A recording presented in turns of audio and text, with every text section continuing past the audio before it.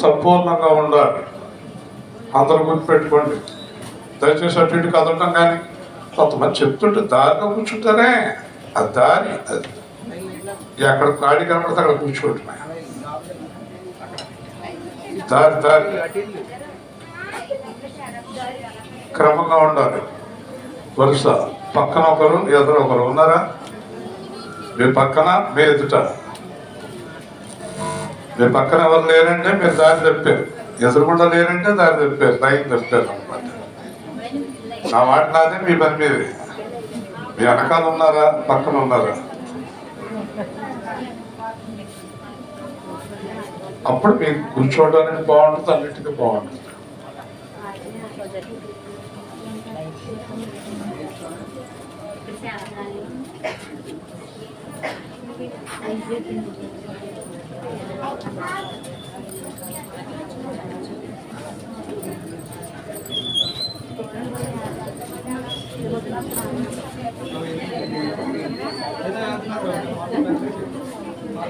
కాకినాడ మీద ప్రాణం కొనటం జనానికి ఎక్కువ మంది వచ్చేది. కత్తపాడు కంటే కాకినాడ ఎక్కువ వచ్చారు. ఏంటో కారణం.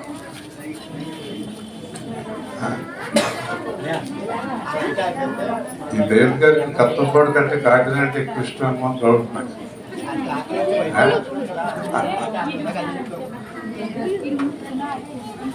అందరూ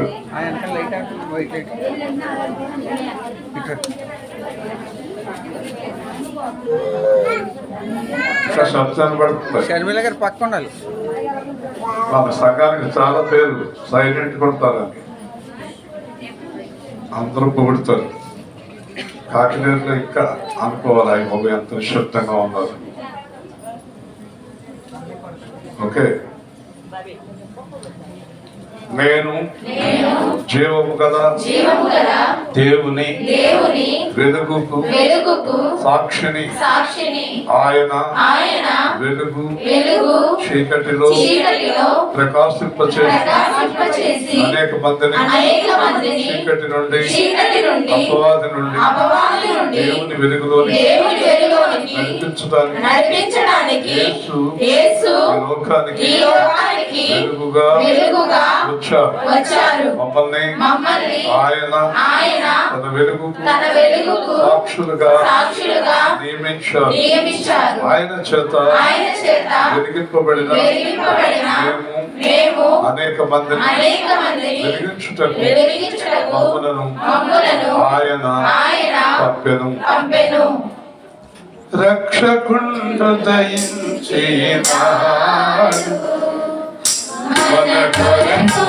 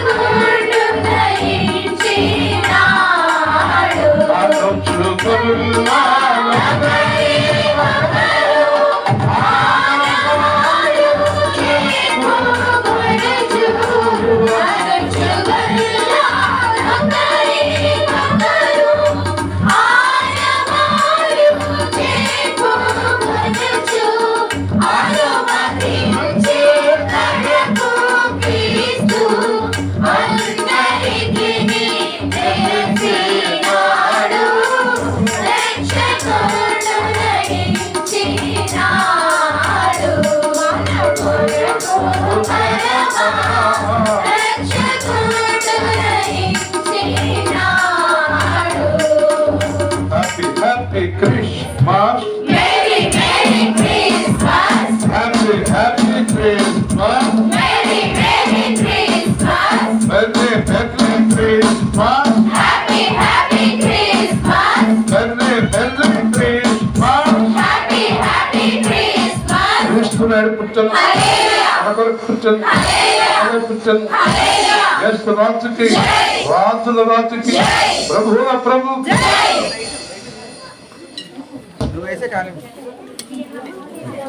ఇంకా మాట్లాడతారు మనం మాట్లాడాల్సిన అవసరం ఏమీ లేదు. ఇంకా ఎవరు మాట్లాడుతున్నది ఎవరు? బయట లోపల యువతల ఇక్కడ అమ్మ చెప్తూ నిలబడుతున్నది తల్లి. గొడగొడ పడతావు పువ్వు తార్పు ఇంటికి వెళ్ళేదాకా చూస్తూ ఉంటాం. జాగ్రత్తగా వెళ్ళాలి. ఇక్కడ మీరు ఎప్పుడు మాట్లాడుకుంటానే ఉంటారు. మీరు దేవుడి మాటలు కొద్దిసేపు చక్కగా వినాలి.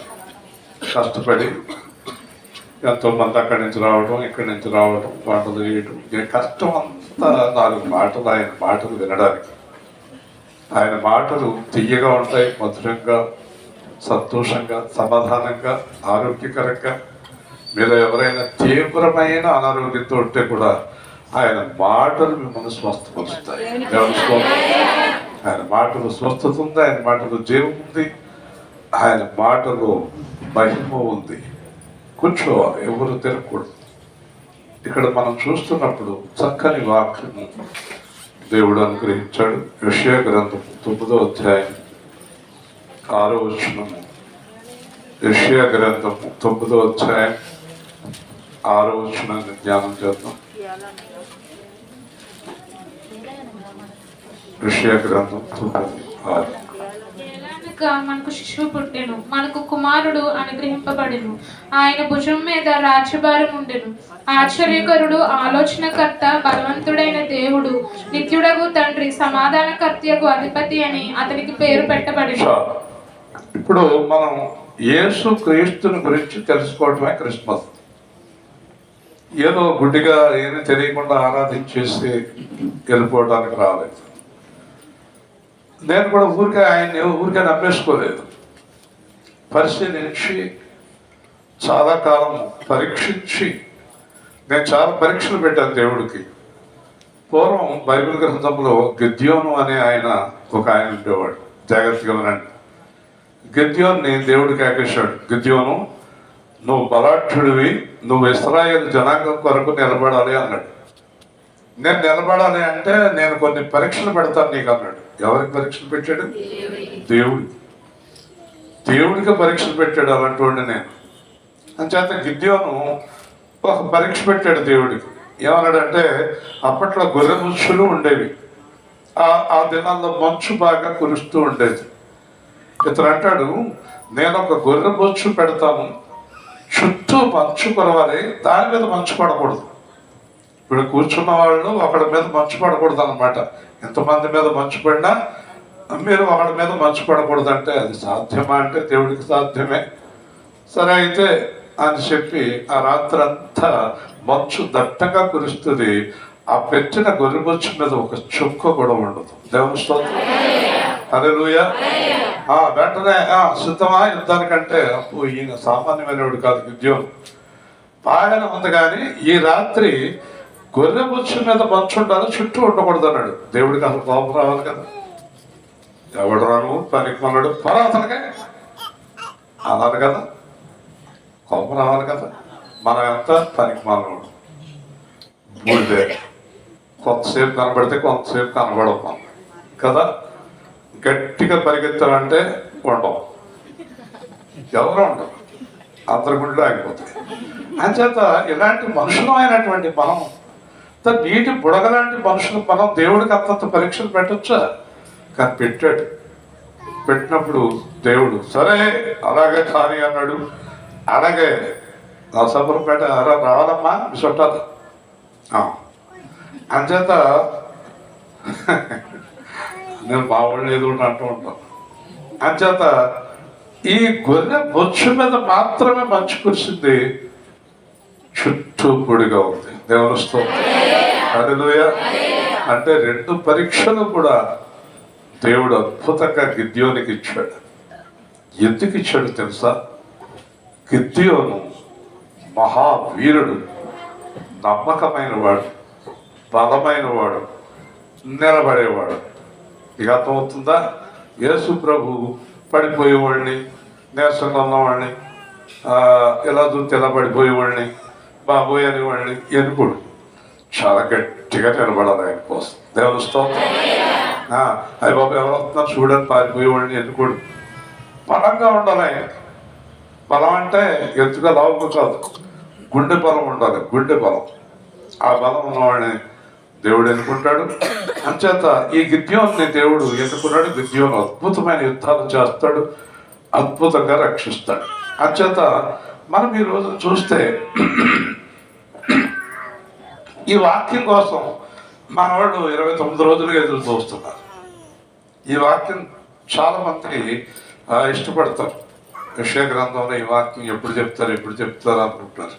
కానీ అది కాకినేరులోనే వచ్చింది. దేవుని స్తోత్రం. మనం ఏం చేయలేము. ముందొచ్చిన చెవుల కంటే ఎనకొచ్చిన కొమ్ములు వాడి. ముందు ఆవిడ వచ్చింది ప్రభువులోకి, ఆవిడ అలా ఉంది, నేను ఎలా ఉంది.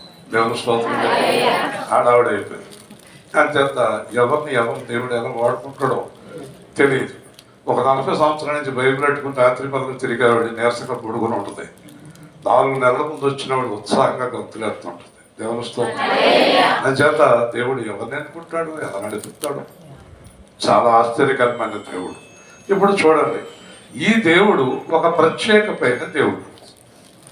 ఈ దేవుడు ఎలాంటి దేవుడు అంటే, ప్రపంచంలో ఉన్న వాళ్ళందరూ మనము అంటాడు దేవుడు. అంటే మనుషులందరూ కలిపి మనము. ఇప్పుడు ఉదాహరణకి మీరు మమ్మల్ని ఎవరినైనా మమ్మల్ని అందరినీ ఆ ఇంటికి తీసుకెళ్ళాలంటే ఏమంటారు మీరు? మనందరం వెళ్దామంటారా, నువ్వు అక్కడికే రావంటారా? చెప్పండి, ఏమంటారు? మనము అంటే సమస్త జనాభాని. ఈ ప్రపంచంలో మానవ జన్మంటూ ఎత్తిన వాళ్ళందరికీ దేవుడు అంటున్నాడు యెషయా ద్వారా, మనకు శిశువు పుట్టెను. అందరూ దేవుని స్తోత్రం. హల్లెలూయా. ఎవరు పుట్టారు మనకి? మనకు పుడతామేంటి? మరియ కదా పుట్టాడు. మరియకు శిశువు పుడితే మనకు పుట్టాడు అంటాడేంటి? ఆలోచించండి. మనకు శిశువు పుట్టెను ఎంత స్పష్టంగా రాశాడు చూడండి. అంటే లోకాలు అంటాడు ప్రజలందరికీ కలగబో మహాశుభ సంతోష వర్తమానం అంటాడు. అంచేత యేసు ప్రభు పుట్టినప్పుడు మరే గారికి గురించి కాదు, మరే గారికి కాదు, ప్రపంచంలో ఉండే ప్రజలందరికీ ఆయన పుట్టాడు. దేవుని స్తోత్రం. అందుకే చివరిలో ఏమంటాం ఆరాధన అయ్యాక, యేసు మన కొరకు పుట్టెను, మనలో పుట్టెను. చూసారండి. ఇప్పుడు యేసు ప్రభు ఎవరికి శిశువు? మరియగా మనందరికీ. అందరూ చెప్పండి. ప్రపంచంలో మానవ జన్మెత్తులు అందరూ మా శిశువు అనొచ్చు. ఇంకోటి, ఇప్పుడు మీకు ఇంకొక ప్రాముఖ్యమైన విషయం ఒకటి మీకు చెప్తాను. ఉదాహరణకి బాగా డబ్బున్న వాళ్ళు ధనవంతుల పిల్లల్ని చాలా లోపల గదుల్లో పెట్టి చాలా జాగ్రత్తగా కాపాడుకుంటారు. ఇంటికి వచ్చే కూడా మేడలో ఎక్కడో గదిలో ఉంటారు. డబ్బున్న వాళ్ళ పిల్లల్ని మీరు ఎత్తుకోలేరు. జమీందారు పిల్లల్ని మీరు ఎత్తుకోలేరు. రాజుగారి పిల్లల్ని మీరు ఎత్తుకోలేరు. మరి ఈవిడ ఇల్లు లేదు, పశువులు బాగా అక్కడి నుంచి బయటకు వచ్చింది. ఆవిడకి డబ్బు లేదు, పట్టు చీర లేదు, బట్టలు లేవు, పిల్లవాడికి బట్టలు లేవు. ఆ పిల్లవాడిని ప్రపంచంలో ఎవరైనా చూడవచ్చు, ఎవరైనా ఎత్తుకోవచ్చు. దేవుని స్తోత్రం. అందుకే నిరుపేదవాడిగా పుట్టాడు. రాజుగారి మందిరంలో పుట్టాడు అనుకోండి, ఎన్నేస్తారండి? వాడు సరిగ్గా నడుస్తాడో నడవడు కూడా తెలదు, కానీ వాడికి వేసి డ్రస్సులు, వాడికి వేసి అడావిడి అంతేనా. ఒకసారి ఒక చోట ఆ రోడ్డు పక్కన ఒక ఆవిడ పిల్లడిని ఎత్తుకుంది. రోడ్డు పక్కన బతుకుతారు, అక్కడక్కడ డేరాలు వేసుకుని వెళ్తారు. నేను ఒకసారి కారులో వెళ్తున్నాను. ఆ డేరాలో ఎదురో ఒక ఆవిడ పిల్లోడిని ఎత్తుకుని ఉంచుంది. నేను ఒకటే అనుకున్నాను, ఈ పిల్లోడిని ఎక్కడి నుంచో ఎత్తుకొచ్చేసారు వీళ్ళు అనుకున్నాను. అంత అందమైన పిల్లోడిని నేను ఎక్కడ చూడలేదు. చివరికి నా ఆత్రాలు 15 రోజులు ఉన్నారు అక్కడ. ఇద్దరు ముగ్గురిని పంపించి, ఏంటి అసలు పిల్లోడు ఆడపిల్లోడనా అని అడగమన్నాను. ఆడెళ్ళి అడిగితే వాళ్ళు యేసు ప్రభువుని నమ్ముకున్నారంట. మాకు పిల్లోడిని దేవుడు ఇచ్చాడండి అని చెప్పారు. దేవుని ఇష్టం. ఎంత జమీందారులైనా ఎవరైనా అంత అందమైన పిల్లోడు దొరకడు. ఉంగరాల చుట్టూ, తెలుగు, అందం. ఆ పిల్లోడు ఎక్కడ ఉన్నాడు? ఆ గుడిసెలో, ఆ డేరాల్లో ఉన్నాడు ఆ పిల్లోడు. అర్థమైందండి. కానీ వాళ్ళెవ్వరికీ ఎవరు అంటే బాగా డబ్బున్న వాళ్ళు మన ఆస్తులన్నీ పోతాయని వాళ్ళ పిల్లల్ని పనిచేసుకుంటారు. కానీ వాళ్ళు ఏమన్నారు తెలుసా? మాకు దేవుడు ఇచ్చిన పిల్లవాడిని మేము ఎవరికి దేవుని స్తోత్రం. మీకు అర్థమవుతుందా? యేసు ప్రభు ఎవరైనా ఎత్తుకోవచ్చు, ఎవరైనా ప్రభు అని పిలవచ్చు, ఎవరైనా ఆయనకి ప్రార్థన చేయవచ్చు, ఎవరైనా ఆయన శిశువు కింద భావించవచ్చు. ఇలాంటి వాడి ఈ లోకంలో పుట్టింది ఆయన ఒక్కడే, ఆయన ఒక్కడే. దారి తప్పిన నన్ను నేను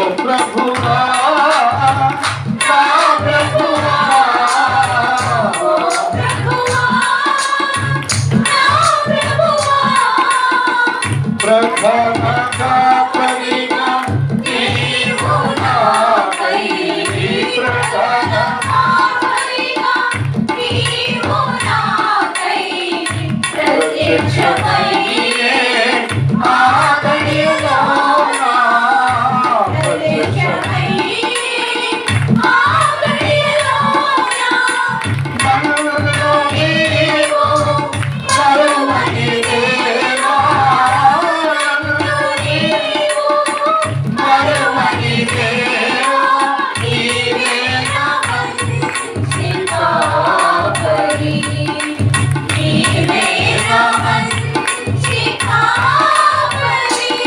యేసు ప్రభు గురించి ఒక మాట చెప్పాలంటే చాలా మంచి. ఎంత మంచి అంటే ఎలాంటి శత్రువు వెళ్ళి ప్రభు అన్న కూడా ఈ అమ్మ అంటాడు. ఆయన దగ్గర ప్రవేశించినంత సులువుగా మనం ఎవరి దగ్గర ప్రవేశించలేము. ఆయనతో మాట్లాడినంత హాయిగా మనం ఎవరితోటి మాట్లాడలేము. మనం ఎవరితోటైనా మాట్లాడుతుంటే మాట మాటకి మొక్కలు తీస్తారు కొంతమంది. ఆయన మాట మాటకి సమాధానం పరుస్తాడు. దేవుని స్తోత్రం. అంత మంచి స్నేహితుడే లేడు. ఆయన గురించి మీరు తెలుసుకుంటే, నిజంగా తెలుసుకుంటే మీరు ఇంకెవరితోటి స్నేహం చేయరు, ఆయనతోటి స్నేహం చేస్తారు. మనుషులతో స్నేహం చేస్తే చాలా ప్రమాదం, దేవుడితో స్నేహం చేస్తే చాలా ప్రమోదం. దేవుని స్తోత్రం. హాయిగా ఉంటుంది, సంతోషంగా ఉంటుంది, సమాధానంగా ఉంటుంది. ఒక ఆయనకి ఫోన్ చేస్తూ ఉంటాను నేను. చేసినప్పుడల్లా ఎలా ఉందని అంటాడు, బాగానే ఉందని అంటాను. ఆయన అంటాడు, ఎప్పుడు ఫోన్ చేసినా ఏదో ఒకటి చెప్తారేంటంటే, ఏదైనా విశేషం చెప్పరేంటంటే. విశేషం అంటే ఏదైనా బ్యాంక్ వెళ్ళి డబ్బు పట్టుకొచ్చానని చెప్పమంటావా అని అన్నాను. మరి అంతే కదా, ఎవరిదైనా పట్టుకొచ్చేసి విశేషం చెప్పాలని. అదే దేవుడితోటి మీరు ఎన్నిసార్లు మాట్లాడినా ఇంకా చెప్పు అని విసుగు చెందాడు. దేవుని స్తోత్రం. దేవుడితో మాట్లాడుకోవడం ఎంత హాయిగా ఉంటుంది, ఎంత సంతోషంగా ఉంటుంది. ఒక్కోసారి మనకి మధ్య లేదు అనుకుంటారు. నేను బండి మీద వచ్చినా కార్లో వెళ్తున్నా మాట్లాడుకుంటా వెళ్ళిపోతుంటాను. నేనేంటో ఎవరితో మాట్లాడుతున్నాడు, ఇది వరకు బాగానే ఉండేవాడు, ఈ మధ్య తేడా వచ్చాడు పాపం అనుకుంటాడు. అంతేనా? మనం దేవుడితో మాట్లాడుతుంటే మనుషులందరూ ఏమనుకుంటారు, మన పిచ్చోళ్ళు అనుకునేవాడు.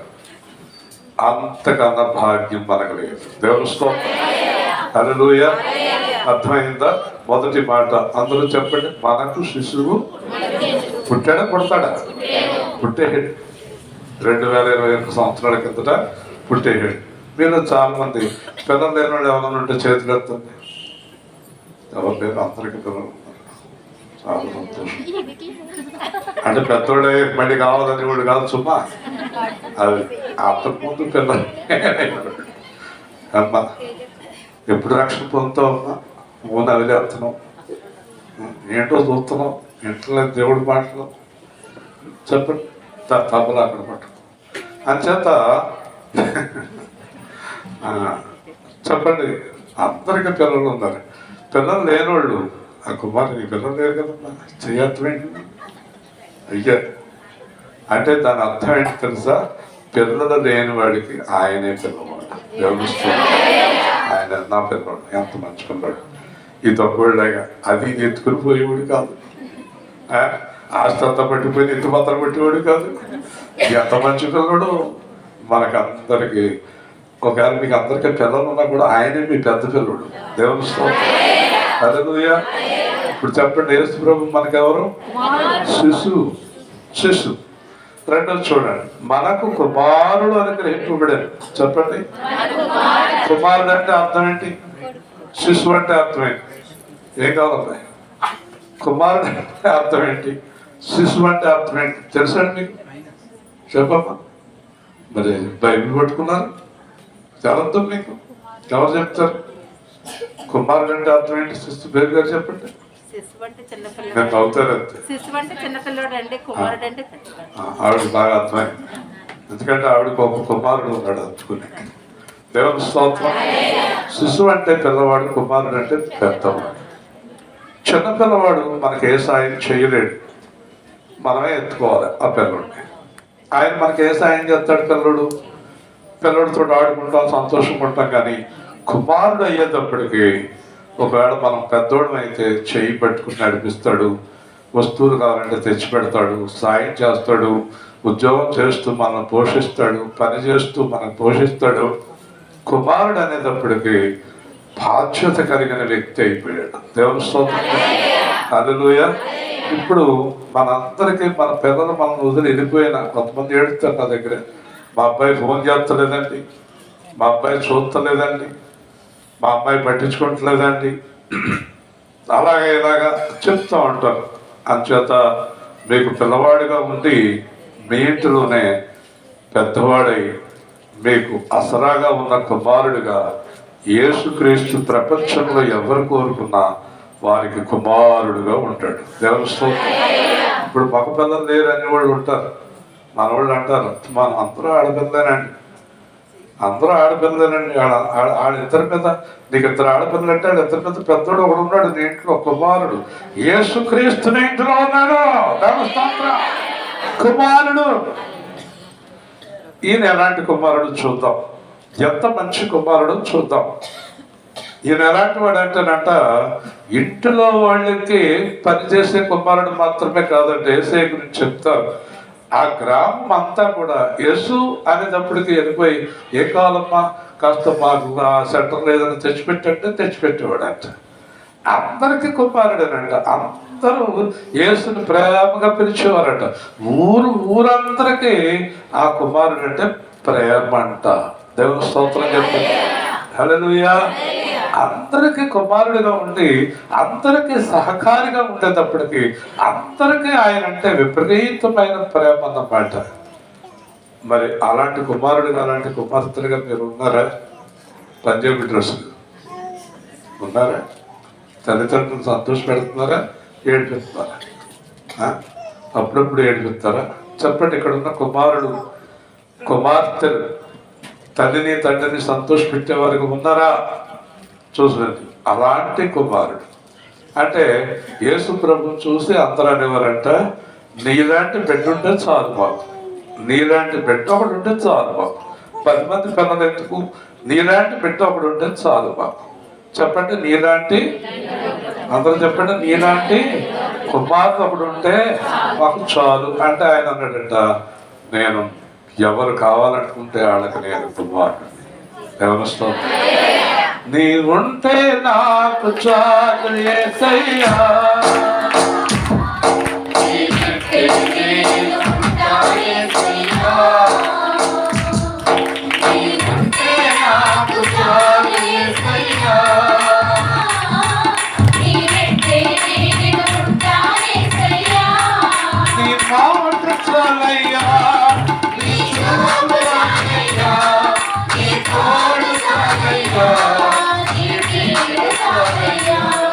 నీ మాట చాలయ్యా, నీ చూపు చాలయ్యా, నీ తోడు చాలయ్యా,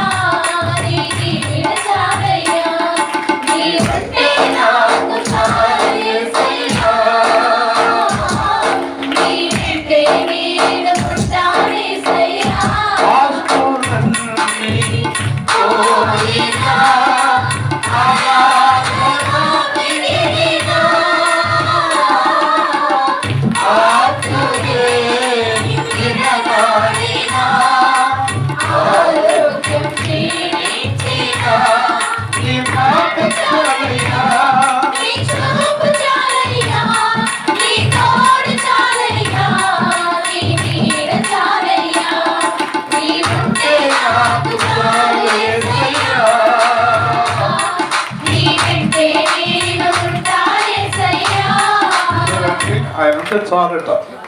ఎందుకు చాలు? ఆయనే అన్నీ ఆయనే. ఆయన లేకుండా ఎన్నున్న ప్రయోజనం లేదు. ఆయన ఉంటే ఏమీ లేకపోయినా పర్లేదు. ఈ సత్యం చాలా మందికి తెలియటం లేదు. యేసు ప్రభు గురించి అర్థం చేసుకోవటం లేదు. అమ్మ రామ్మ రక్షణ పొందమంటే నాకు వద్దు బాబోయ్ మీ దేవుడు, మీ దేవుడు అంటే ఎవరు దేవుడు? వాళ్ళు అన్న మాటలో అర్థం వాళ్ళు ఎప్పుడైనా ఆలోచించారా? మీ దేవుడు అన్నారు.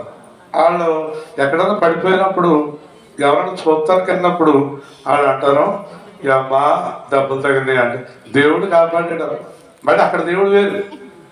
దేవుడు కాపాడాడు అన్న మాట అననుడు ఈ ప్రపంచంలో ఎవరు లేరు అంటారా? మళ్ళీ మీ దగ్గరికి వచ్చి మీ దేవుడు అంటారు. మీ దేవుడు మా దేవుడు లేడు. ఈరోజు ప్రకటిస్తున్నాను, ఈ సర్వ ప్రపంచాన్ని చేసిన దేవుడు ఒక్కడే. దేవుడు దేవుళ్ళు లేదు, దేవుడు ఒక్కడే. ఆయనే యెహోవా తండ్రి, సమస్త సృష్టిని చేసిన వాడు ఒక్కడే దేవుడు. ఆయనకు ఒక్కడే కుమారుడు. ఆయనే యేసుక్రీస్తు ప్రభు. దీనికి సాక్ష్యం ఏంటని నువ్వు అడిగితే ఆ సాక్ష్యం అంతా నీ దగ్గరే ఉంది. దేవుడు ఉన్నాడు, దేవుడు అందరం ఒక్కలాగా అందరికి ఒకే దేవుడు అంటానికి సాక్ష్యం ఏంటని అడిగితే ఆ సాక్ష్యం మీ దగ్గరే ఉంది. అదేంటో తెలుసా? నీకు 2 కళ్ళు, ముక్కు, నోరు ఉంది. మీ చెల్లెలకి అంతే, మీ ఆయనకి అంతే, మీ పిల్లకి అంతే. ఎవరికైనా 2 ముక్కులు, 3 కళ్ళు, 3 నోర్లు చూసారా? ఒకవేళ ఉంటే కనుక ఢిల్లీ ఎగ్జిబిషన్లో పెడతారు, కానీ ఇక్కడ ఉండనివ్వరు. ఇక్కడ నీ దగ్గర ఉండనివ్వరు, అందరూ తీసుకుపోతారు. 3 కళ్ళు ఉన్నాయి బాబోయ్, 2 ముక్కలు ఉన్నాయి బాబోయ్ అని. అంచేత ప్రపంచంలో అమెరికా అయినా, లండన్ అయినా, రష్యా అయినా, ఇండియా అయినా, పశ్చిమ గోదావరి జిల్లా అయినా, కాపులైనా, కమ్మోళ్ళైనా, ఎరకలోళ్ళైనా, ఎవరైనా మా వాళ్ళు అందరూ ఉంటారు మా దగ్గర. అంచేత అందరికీ 2 కళ్ళే ఉన్నాయి, అందరూ ఒక్కలాగా ఉంటారు. అందరూ ఆశ్చర్యం ఏంటంటే 2 కాళ్ళతోటి నడుస్తారు కదా. చెప్పండి, 2 కాళ్ళతోటి కదా నడుస్తారు. అందుచేత మానవులందరినీ సృష్టించిన వాడు ఒక్కడే అంటానికి సాక్ష్యం నీ దగ్గరే ఉంది. దేవుని స్తోత్రం. అదే చెప్పండి, సాక్ష్యం ఎవరి దగ్గర ఉంది? మన దగ్గరే ఉంది. అంచేత దేవుడు ఉన్నాడని గ్యారంటీ ఏంటి? దేవుడు ఉన్నాడని గ్యారంటీ ఏంటి అని ఎందుకు అడుగుతావు? తప్పు కదా. ఆ దేవుడు ఎవరంటావేంటి? దేవుడు ఒక్కడే, నీలాగా నాలాగా ఉన్నాడు. ఆయనకు ఒక్కడే కుమారుడు ఉన్నాడు, ఆయనే యేసుక్రీస్తును నరుడు. దేవుని స్తోత్రం. నరుడు అని ఎందుకన్నారంటే నరావతారిగా వచ్చాడు, మనలాగా ఉన్నాడు. పోనీ మీరు ఎప్పుడైనా ఆయన్ని చూశారు కదా, ఆయన చేతిలో గెదలు కానీ లేకపోతే ఏదైనా కత్తులు కానీ ఏం ఉండవు. ఆయన ప్రశాంతంగా ఉంటాడు. చిన్న కర్ర కూడా ఉండదు, ఆయన చేతిలో కర్ర కూడా ఉండదు. కానీ చచ్చిపోయిన వాడిని లెగువంటే లెగుతారు. ఏంటంటే ఆయన స్వరములో, వాక్కులో మహిమ ఉంది. దేవుని స్తోత్రం. హల్లెలూయా. అంచేత మనకి మంచి కుమారుడు ఉన్నాడు. మూడవదిగా ఆయన భుజము మీద రాజ్యభారముండును. ఆయన భుజం మీద రాజ్యభారం ఉండును. ఏంటి దానికి అర్థం? రాజ్యభారము అంటే మీరందరూ గుర్తుపెట్టుకోండి, తొందరగా ముగిస్తాను. దేవుడు ఒక రాజ్యాన్ని స్థాపిస్తున్నాడు పరలోకం నుంచి. ఆ రాజ్యం దేవుని పిల్లలకు మాత్రమే చెందుతుంది. ఆ రాజ్యంలో అన్యులు ఉండలేరు. ఆయన ఎందుకు వచ్చాడంటే ఈ లోకానికి ఆయన రాజ్యాన్ని స్థాపించడానికి వచ్చాడు. దేవుని స్తోత్రం. అంటే ఎవరి రాజ్యం చెప్పండి? అది అందరూ చెప్పండి. దేవుడి రాజ్యం. మనుషుల రాజ్యం అంటే ఏమవుతుంది? 5 ఏళ్ళకో 3 ఏళ్ళకో 2 ఏళ్ళకో మారిపోతుంది.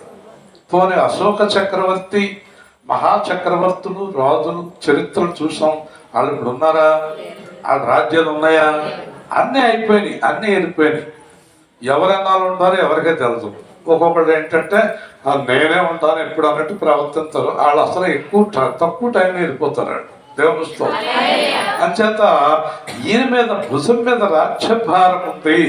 అంచేత ఆయన్ని శిశువుగా ఎవరు అంగీకరిస్తారో, ఆయన్ని కుమారుడిగా ఎవరు అంగీకరిస్తారో వాళ్ళందరికీ ఒక రాజ్యాన్ని ఆయన ఏర్పాటు చేశాడు. దేవుని స్తోత్రం. ఆ రాజ్యం ఎలా ఉంటుందంటే 1000 ఏళ్ళు ఈ లోకంలో పరిపాలన చేస్తుంది. ఆయన నమ్ముకొని ఆయన రాజ్యానికి పాత్రులైన వారందరూ కూడా 1000 సంవత్సరాలు ఈ లోకంలో మనమందరం కూడా ఆయనతో కలిసి ప్రభుత్వం చేస్తాము. దేవుని స్తోత్రం. హల్లెలూయా. మీలో ఇంకా యేసు ప్రభువులో రక్షణ పొందని వారు మీ కుడి చేయి చూపించండి. రక్షణ పొందని వారు చూపించండి. మరి కత్తించేస్తారండి. మీరు పొందారా?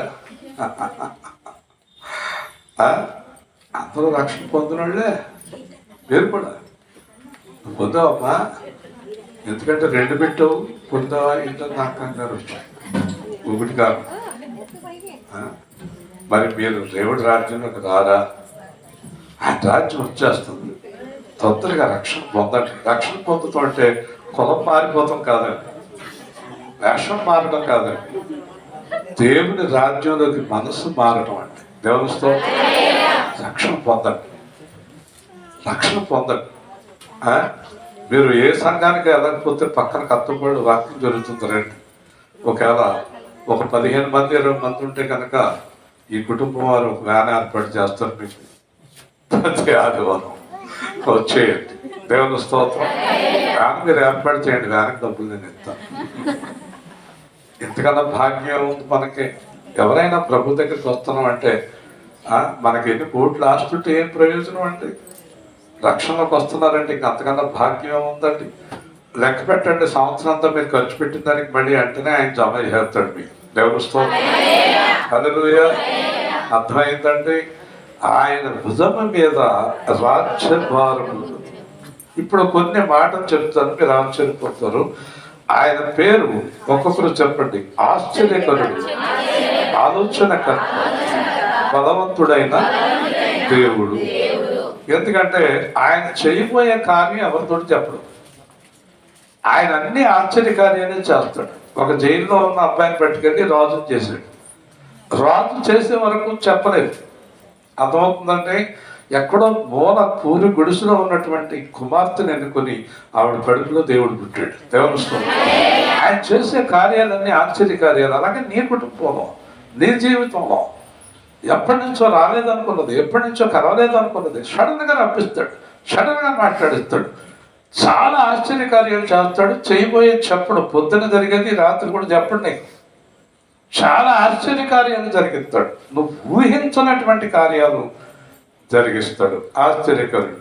ఇప్పుడు ఆలోచనకర్త అనే మాటకు అర్థం ఏంటంటే చాలా మంది జీవితాలు ఆలోచన లేక పాడైపోయినాయి. ఆలోచన లేక. ఉదాహరణకి మొత్తం ఆంధ్రప్రదేశ్ అంతా అగ్రిగోల్డ్ కట్టేశారు. ఆలోచన లేక కదా పాపం అందరూ దెబ్బతినేశారు. ఇంకా చాలా కట్టేశారు అండి. ఎక్కడెక్కడ 4 కోట్లు చీటీ కట్టించుకుని వెళ్ళిపోయింది. 3 కోట్లు తినేసింది, 10 కోట్లు తినేసింది, 20 లక్షలు తినేసాడు. అలాగే ఆ పొలం పోగొట్టుకున్నాం, ఆ స్థలం పోగొట్టుకున్నాం, అనవసరంగా వెళ్ళిపోయాం, దాంట్లో పడిపోయాం. ఇలా చెప్పేవాళ్ళే ఎక్కువ. అంటే ఎందువలన వాళ్ళు అలా దెబ్బతిన్నారంటే వారికి ఆలోచన లేక. దేవుని స్తోత్రం. హల్లెలూయా. ఇప్పుడు ఈయన మీ బిడ్డ, మీ కుమారుడు మీకు ఏం చెప్తాడు? అందరూ చెప్పండి. ఎవరిని పెళ్లి చేసుకోవాలో కూడా చెప్తాడు. ఈ అబ్బాయి బుడుకో ఉంది, నాకంటే బుడుకో ఉన్నవాడు అని పెళ్లి చేసుకోకూడదు. ఆడేదో పనికిమానుడు అయితే నువ్వు పొడుగు నేను పొడుగు అంతే, అందుకే పెళ్లి చేసుకున్నావు అంటాడు. ఇంట్లోనే కూర్చుని ఉంటాడు. నువ్వు వెళ్ళి డబ్బులు ఎట్లా అని పోషించి అంటాడు. అంటే మరి ఎంత పొడుగోడు నీకు మామూలుగా దొరుకుతాడు అంటాడు. అలాంటి పొడుగోడు చేసేసుకున్నాడు. అలాంటి సమస్యలు వస్తాయి. ఎర్రగా ఉన్నవాడు, తెల్లగా ఉన్నవాడు, మంచి పర్సనాలిటీ ఉన్నవాడు ఆడు ఎక్కడో అడుగు తెచ్చుకున్న బండి తిరుగుతుంటే ఆ బండి ఆడదనుకుని ఆ బండి ఎక్కేసి తిరిగిపోతుంది. కొంతకాలం వెళ్ళినప్పటికీ ఆ బండి లాగేసుకుంటుంది. అదేంటి బండి మీది కదా, బండి మీద అనుకుని ప్రేమించేశాను బండిని. ఈ పనికి మారింది బండి చూసి ప్రేమించేస్తుంది. ఎత్తు పొడుగు, ఈ మధ్యన ఈ గెడ్డాలు ఒకటి భూషోళ్ళే కదా, ఇలాంటివి అన్నీ చూసి ప్రేమించేసి పనికి మారిన ప్రేమలో పనికి మారిన గొడవలు. వీళ్ళు ఎవరంటే వీళ్ళకి ఏమి లేదు. అందరూ చెప్పండి. ఆలోచన లేదు వీళ్ళకి. రోజు ఒక వార్త అంటున్నాం, ఇలాంటి పనికి మారిన వార్త కదండి. ఆలోచన లేదు. అలాగే మన పెద్దోడమైనా కూడా మనకే ఆలోచన లేదు. చాలా విషయాలు తప్పిపోతున్నాం. యేసు నీతో ఉంటే నీకు ఆలోచన అనుగ్రహిస్తాడు. దేవుని స్తోత్రం. రాత్రి పగలు ప్రార్థన చేస్తే నీ జీవితానికి ఒక గొప్ప ఆలోచన. యేసు అంటే ఎవరో అనుకుని దూరంగా పెట్టేసుకుంటున్నారు మీరు. ఈయన ఎంత ఉపయోగం మీకు తెలియదు. నా జీవితంలో యేసు వచ్చిన కాడి నుంచి అన్ని స్టడీ అయినాయి. అంతకుముందు అంతగా అందరూ కూడా ఆయన ఇక్కడ వస్తుంటే అక్కడ పెట్టేసేవాడు, ఆడు పట్టుకుని వెళ్ళిపోయేవాడు. జీవితం అంతా నాశనం అయిపోయింది. అదొక మీకు అందరికీ ఆలోచన కర్త. అన్నీ ఉన్నా కూడా మనిషికి ఏం కావాలి? కాదు, ఆలోచన అయిపోయింది. ఏం కావాలి? బలం కావాలి. ఏం కావాలి? బలం కావాలని. అర్థమైంది మీకు? బలం లేదనుకోండి ఏం చేస్తారు మీరు? యుద్ధాలు చేయలేదు, ఏ కార్యాలు చేయలేదు, ఎక్కడికి వెళ్ళలేదు. రండి అక్కడికి వెళ్దామండి బాబు, నేను రాలేదు, నీరసంగా ఉంటా. పూర్వం మా వాళ్ళు అందరూ ఇప్పుడు బస్సు దిగారు. అక్కడ కాకినాడ ముందు బస్సు దిగారు. దిగిన తర్వాత మళ్ళీ బస్సు ఇలా కిందకు వచ్చి మళ్ళీ ఎక్కేయారు. పూర్వం అలా ఉండేవారు కదా. టక్ టక్ టక్ టక్ టక్ టక్ టక్ కాకినాడ వచ్చేది. ఒక్కడు నడలేరు, ఒక్కడికి మోకాళ్ళు పట్లు లేవు, చిన్నోడికి లేవు, పెద్దోడికి లేవు, ఒక్కడికి పట్లు లేవు. అని చేత మళ్ళీ వెంటనే బస్సు ఎక్కేసాడు. అలాగా ఎవరికి బలం లేదు. కానీ దావీదు ఒక గొప్ప బలవంతుడి మీద యుద్ధానికి బయలుదేరాడు. ఏంటనుకుంటున్నావా? ఏంటనుకుంటున్నావు? ఎంత బలవంతుడైనా, ఎంత బలవంతుడైనా ఆయన మీద యుద్ధానికి వెళ్తావని అడిగితే, వారి పిచ్చోడా, బలము నాది కాదు, నా దేవుడిది అన్నాడు. దేవునితో మీకు ఎవరు బలం ఉంటే నడవగలుగుతారు? ఎవరు బలం ఉంటే పని చేయగలుగుతారు? దేవుని బలం ఉంటే ఏదైనా చేయగలుగుతారు. దేవుని ఆలోచన ఉంటే ఏదైనా చేయగలుగుతారు. దేవుని బలము మీకు ఆశ్చర్యకరమైన విషయం చెప్పనా? ఆ 40 ఏళ్ళు దాటిన తర్వాత నీరసం, మామూలుగా ఇప్పుడు జనరల్గా మెడికల్ ప్రకారం 40 తర్వాత అంతకంతకంతకంతకంతకంతకు క్షీణించిపోతారు. దేవుడు బలం ఉన్న వాళ్ళు 80 సంవత్సరాలు 20 సంవత్సరాల వాళ్ళు ఉంటారు. దేవుని స్తోత్రం. బలం ఎవరిది? యుద్ధము యెహోవాదే, యుద్ధము యెహోవాదే, యుద్ధము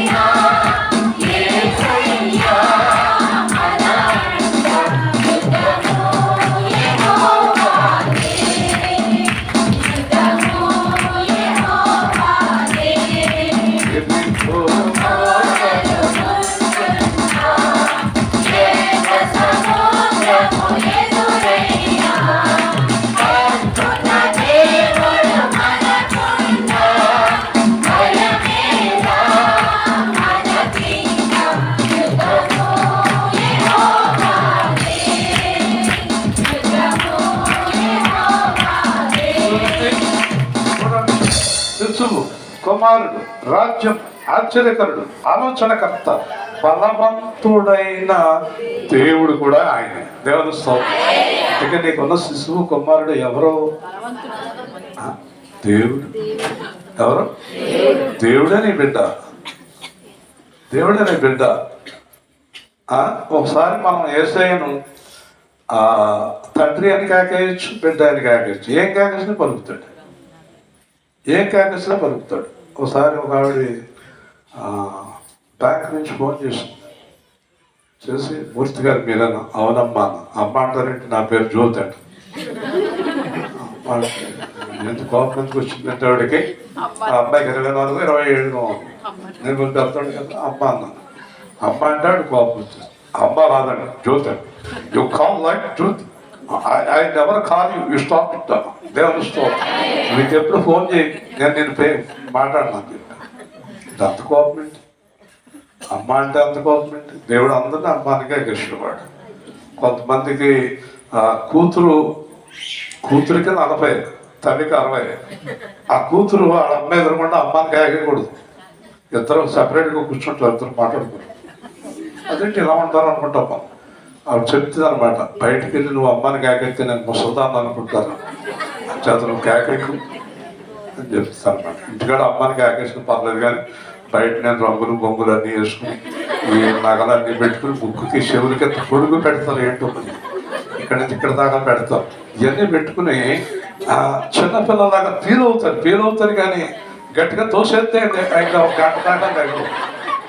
అంచేత దేవుడు అమ్మ అని పిలుస్తుంటే మనకేంటంటే చూడండి, దేవుడికి బాధ లేదు. బాబు అని పిలవచ్చు, కుమారుడు అని పిలవచ్చు, తండ్రి అని పిలవచ్చు, దేవా అని పిలవచ్చు, ప్రభువా అని పిలవచ్చు, స్నేహితుడా అని పిలవచ్చు, ఎలా పిలిచినా పలుకుతాడు. దేవుని స్తోత్రం. కాకపోతే పిలుపులో ప్రేమ యథార్థత ఉండాలి. కనుక చివరిగా నిత్యుడగు తండ్రి. చెప్పండి, గట్టిగా చెప్పాలి. నిత్యుడగు తండ్రి అంటే అర్థం ఎవరు చెప్తారు? మళ్ళీ ఇవిడ ఆమె చెప్తుంది.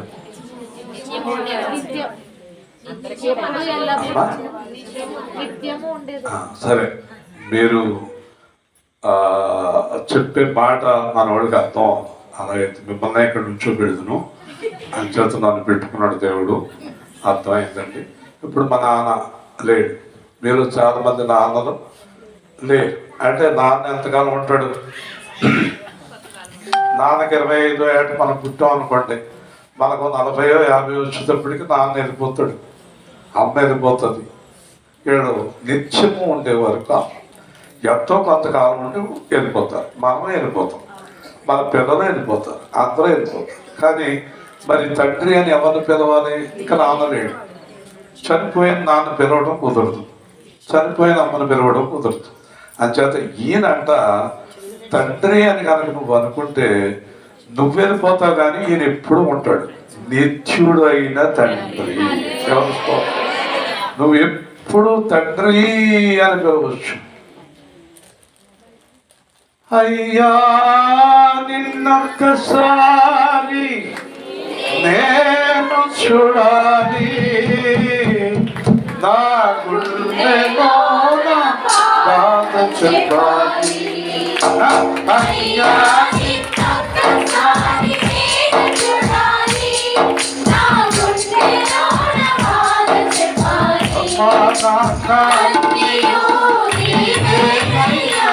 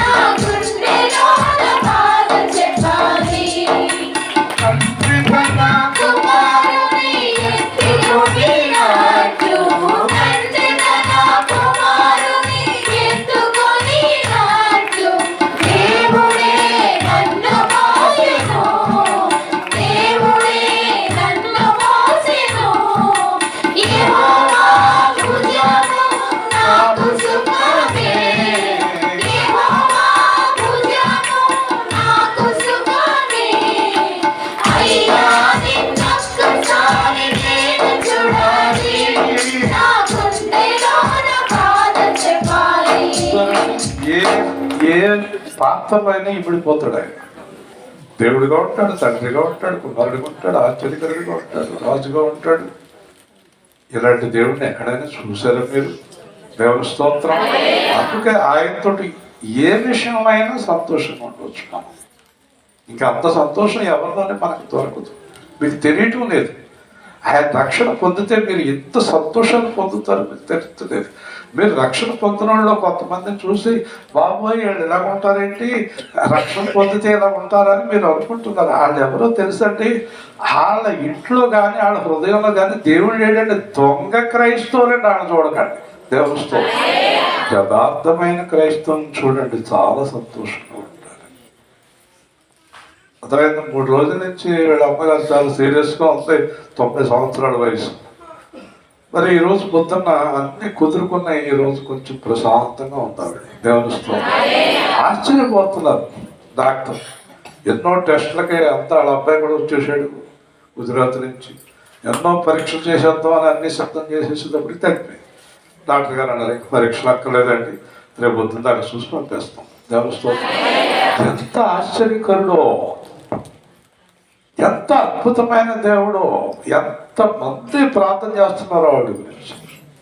సరే ఆలోచించండి ఒకసారి. ఎంత కృపగల దేవుడు, ఎంత ఆదరించే దేవుడు మనకి అక్కడ ఉన్నాడు. వేరొకరు లేరు, ఒక్కడే యేసుక్రీస్తు. దేవుని స్తోత్రం. ఎవ్వరు లేరు.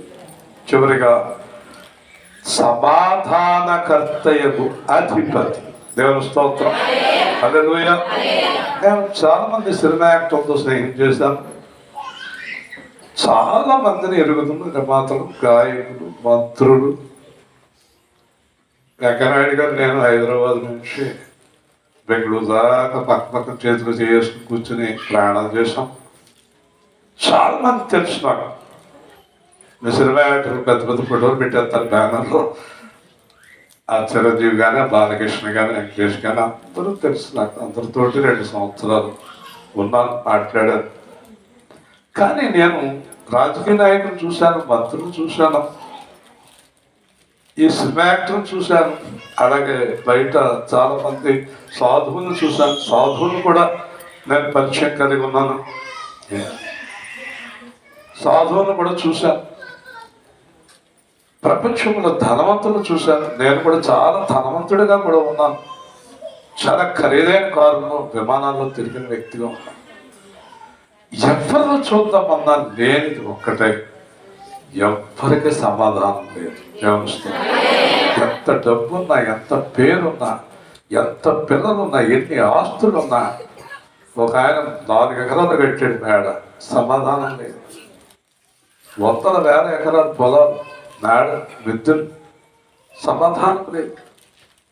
సమాధానం లేదు. ఆ సినిమా యాక్టర్ అనేవారు నాతోటి, మాకు ఎప్పుడు సమాధానమే ఉండదు, ఇప్పుడు టెన్షన్ అంటారు వాళ్ళు. ఏంటి దీనికి కారణం? అలాగే పేదవారు కూడా కావచ్చు, వాళ్ళకి కొంతమందికి సమాధానం లేదు. సమాధానం అనుగ్రహించడానికి ఒకే ఒక్క ఆయనకి అధికారం ఉంది. ఆయనే సమాధానకర్త అయిన యేసుక్రీస్తు. దేవుని స్తోత్రం. ఆయన నీ హృదయంలో ప్రవేశించి నీకు సమాధానం ఇచ్చేస్తాడు. అంటే ఏమున్నా ఏమి లేకపోయినా నీకు సమాధానం మాత్రం ఉంటుంది. ఎవరైనా వచ్చి నీతో ఇంకా మాట్లాడమన్నా నవ్వుతావు, మాట్లాడతామన్నా నవ్వుతావు, తిట్టినా నవ్వుతావు, కొట్టినా నవ్వుతావు. అంటే నీ హృదయంలోకి సమాధానం వచ్చేసింది. 1 కోటి రూపాయలు పోయినా నవ్వుతావు, వచ్చినా నవ్వుతావు. అలాగే ఎవరైనా లేరనుకోండి క్రైస్తవుల్లో, వాళ్ళ యేసు ప్రభువుని కలిగి ఉన్నవారు కాదు. అయ్య బాబా పోయిందా నెత్తినవారు బాధేసుకుంటున్నారు అనుకోండి, వాళ్ళ యేసు ప్రభువు పిల్లలు కాదు. అందుకన్నా పాడాం కదా, ఆప్తులే నశించిన ఆరోగ్యం పోయినా నువ్వుంటే నాకు చాలు.